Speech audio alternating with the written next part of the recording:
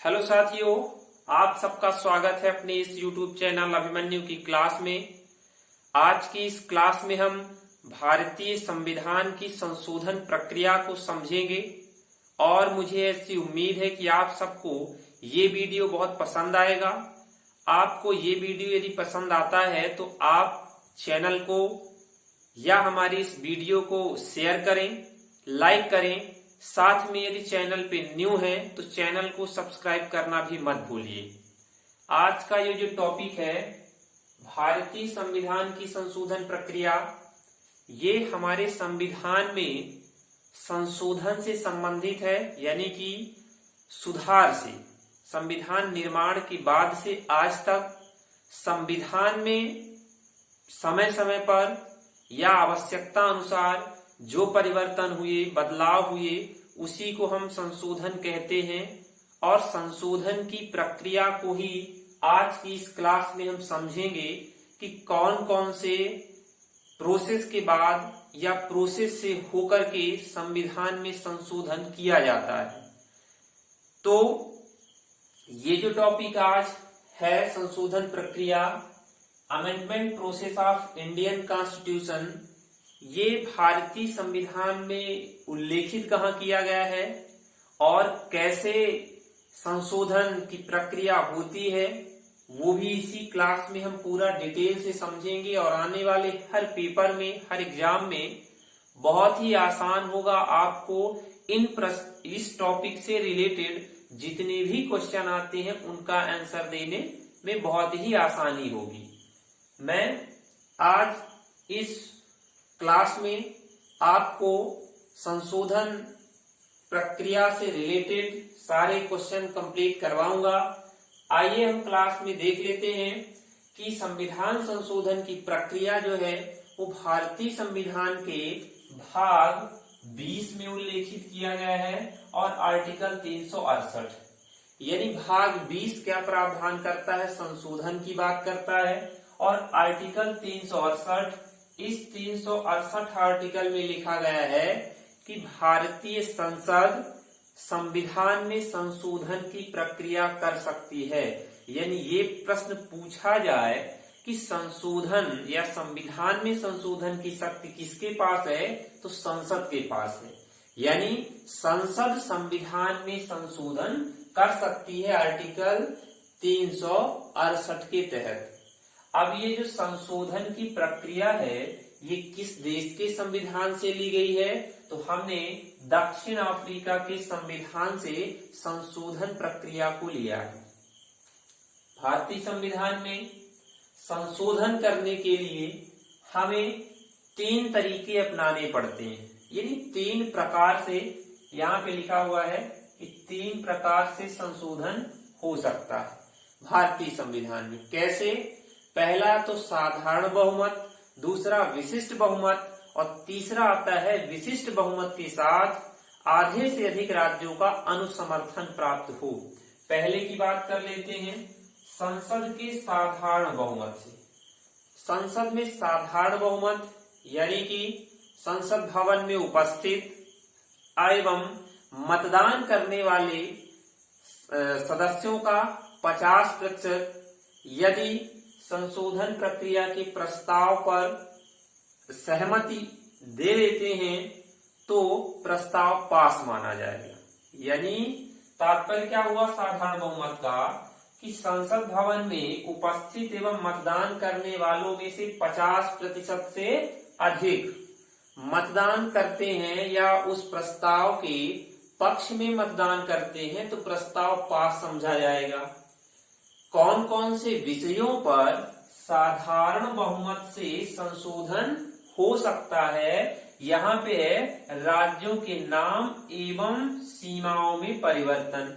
किसी भी राज्य के नाम में बदलाव करना है, राज्य की सीमा में परिवर्तन करना है, तो इस साधारण बहुमत के माध्यम से इस प्रस्ताव को पास किया जा सकता है। दूसरा है किसी राज्य में द्वितीय सदन का सृजन एवं समाप्ति। किसी राज्य में द्वितीय सदन यानी कि विधान परिषद का सृजन यानी कि बनाया जाना है, या उस द्वितीय सदन यानी विधान परिषद को समाप्त किया जाना है, इसका प्रस्ताव भी या विधेयक भी किससे पास होगा? साधारण बहुमत के माध्यम से पास होता है। दूसरा आता है संसद के विशिष्ट बहुमत से, यानी दूसरा जो प्रकार है संशोधन का वो होगा विशिष्ट बहुमत से। संसद के कुल उपस्थित व मतदान के 2/3 सदस्यों का समर्थन, यानी विशिष्ट बहुमत का तात्पर्य है कि संसद भवन में जितने उपस्थित सदस्य हैं और उनमें से मतदान करने वाले लोग हैं उनका 2/3% समर्थन मिलना चाहिए विधेयक पर। किस विधेयक पर? संशोधन विधेयक पर, या इस जो संशोधन प्रक्रिया संशोधन का विधेयक आएगा संविधान में, उसमें विशिष्ट बहुमत में 2/3 का तात्पर्य है 66% सदस्य जो हैं उनका समर्थन उस विधेयक पर मिलना चाहिए। तीसरा क्या कहता है? संसद के विशिष्ट बहुमत के साथ आधे से अधिक राज्यों की स्वीकृति आवश्यक है। तीसरे प्रकार का जो संविधान संशोधन है, या उससे पहले थोड़ा सा दूसरे में एक बात छूट जाती है, उसे हम कवर कर ले पहले। विशिष्ट बहुमत के अंतर्गत आते कौन कौन से विषय हैं जिनमें संशोधन हो सकता है? तो मौलिक अधिकार मतलब फंडामेंटल राइट्स और नीति निर्देशक तत्व यानी कि डीपीएसपी, इन विषयों पर विशिष्ट बहुमत के माध्यम से संशोधन का प्रस्ताव या विधेयक पास हो सकता है। तीसरे नंबर पे संसद के विशिष्ट बहुमत के साथ आधे राज्यों का भी अनुसमर्थन आवश्यक है, यानी किसी विषय पर जो तीसरे प्रकार का होगा विशिष्ट बहुमत प्लस आधे से अधिक राज्यों का अनुसमर्थन, इसमें 66% सांसद मतलब संसद के सदस्यों का समर्थन तो हो ही, तो वो तो विशिष्ट बहुमत कहलाएगा। और आधे से अधिक राज्यों यानी देश के 28 राज्यों में से आधे से अधिक राज्यों का समर्थन भी इस प्रस्ताव को मिले तभी क्या होगा? विधेयक पास समझा जाएगा और संविधान में संशोधन संभव हो पाएगा। जैसे कौन कौन से विषय यहाँ पे दिए हुए हैं? राष्ट्रपति की निर्वाचन प्रणाली, यानी कि जो राष्ट्रपति का निर्वाचक मंडल है इसमें कोई संशोधन किया जाना है तो वो विशिष्ट बहुमत और प्लस आधे से अधिक राज्यों के अनुसमर्थन के बाद ही विधेयक पास माना जाएगा। दूसरी बात क्या है? सुप्रीम कोर्ट और हाई कोर्ट गठन एवं क्षेत्राधिकार से संबंधित जो मुकदमे हैं या इनसे संबंधित कोई भी संशोधन है वो भी कैसे होगा? विशिष्ट बहुमत और आधे से अधिक राज्यों की स्वीकृति के बाद। तो ये तीन हमने पढ़े हैं, एक तो साधारण बहुमत, दूसरा विशिष्ट बहुमत और तीसरा विशिष्ट बहुमत के साथ आधे से अधिक राज्यों का अनुसमर्थन आवश्यक। तो ये क्या है? संशोधन तीन तरीके से हमारे संविधान में हो सकते हैं, यानी कि संविधान में जो संशोधन विधेयक आते हैं उन विधेयकों में क्या है? तीन प्रकार के विधेयकों का उल्लेख किया गया है कि इन तीन तरीके से हमारे संविधान में संशोधन हो सकता है। अब बात क्या आती है? संशोधन के बारे में थोड़ा सा और बातें जान लेते हैं। ये तो प्रक्रिया थी कि किन किन प्रक्रियाओं से संविधान संशोधन गुजरता है। अब संविधान संशोधन विधेयक यानी विधेयक को जो है बिल जो है उसे बोला जाता है। जब ये विधेयक पास हो जाता है, पास होने के बाद यही बन जाता है क्या? अधिनियम। अधिनियम बन जाता है और इसी को कहते हैं एक्ट, है ना? तो ये दो बातें याद रखिएगा कि जब तक संसद में कोई विधेयक पास नहीं होता या कोई प्रस्ताव पास नहीं होता तब तक उसे हम क्या कहते हैं, विधेयक या बिल कहते हैं। जब ये विधेयक संसद के दोनों सदनों में पास होने के बाद राष्ट्रपति के भी हस्ताक्षर हो जाते हैं और अंतिम रूप से इसे लागू कर दिया जाता है, तब इसे क्या कहा जाता है, अधिनियम या एक्ट के नाम से संबोधित किया जाता है। मैं वही संशोधन में इन दो बातों को याद रखने की बात कह रहा था, इन दो को जरूर ही याद रखिएगा। इस संशोधन विधेयक में होता क्या है कि यदि कोई विधेयक या ऐसा कहें कि संसद में जब कोई भी विधेयक या प्रस्ताव किसी से रिलेटेड, किसी भी मुद्दे से रिलेटेड आता है, वो 3 प्रक्रिया या 3 फेज से होकर गुजरता है। सबसे पहले तो उसे प्रथम सदन में पास होना अनिवार्य है। प्रथम सदन में लोकसभा भी हो सकती है, राज्यसभा भी हो सकती है। इसमें कोई बाउंडेशन नहीं है कि सबसे पहले विधेयक किस सदन में आना चाहिए। या विधेयक सबसे पहले लोकसभा में आता है तो लोकसभा में पास होने के बाद उसे राज्यसभा में भी पास होना अनिवार्य है। यदि कोई विधेयक पहले राज्यसभा में आता है और पास होता है तो उसके बाद लोकसभा में पास होना अनिवार्य है। तो यहाँ पे हम ये कह सकते हैं कि कोई भी विधेयक पहले प्रथम सदन में पास होगा, फिर द्वितीय सदन में पास होने के बाद अंतिम रूप से राष्ट्रपति के हस्ताक्षर के बाद उसे लागू मान लिया जाता है। यानी जिस दिन से राष्ट्रपति महोदय के सिग्नेचर इस विधेयक पर हो जाएंगे, किसी भी विधेयक पर, वो उस दिन से कानून, अधिनियम या एक्ट बन जाएगा। ठीक है, ये हमने बात समझ ली किसकी, किसी भी प्रस्ताव के पास होने की प्रक्रिया। ठीक है, अब हम ये जान लें संशोधन प्रक्रिया में कि हमारे देश में जो संविधान का पहला संशोधन हुआ वो कौन सा था और अंतिम के 3-4 संशोधन वो कौन से थे। उससे पहले एक और बात जान लेनी जरूरी है कि मूल संविधान जो 1949 26 नवंबर को अंगीकृत किया गया था, इस संविधान का अंगीकृत से लेकर आज तक के समय में लगभग बात करें तो 20% भाग को संशोधित किया जा चुका है। यानी संविधान का 20% भाग संशोधन किया हुआ है। ठीक है, सबसे पहला जो संविधान संशोधन था वो 1951 में किया गया, जो कि मौलिक अधिकारों से संबंधित था। ये लिखा हुआ है प्रथम संविधान संशोधन 1951, जो कि मौलिक अधिकारों से संबंधित था और इनको सीमित किया गया, सबसे पहला। उसके बाद बात कर लें 101वां संविधान संशोधन 2016 में होता है। किससे रिलेटेड था? जीएसटी से related, goods and service tax. ये जो है लागू पूरे देश में 1 जुलाई 2017 से किया गया था।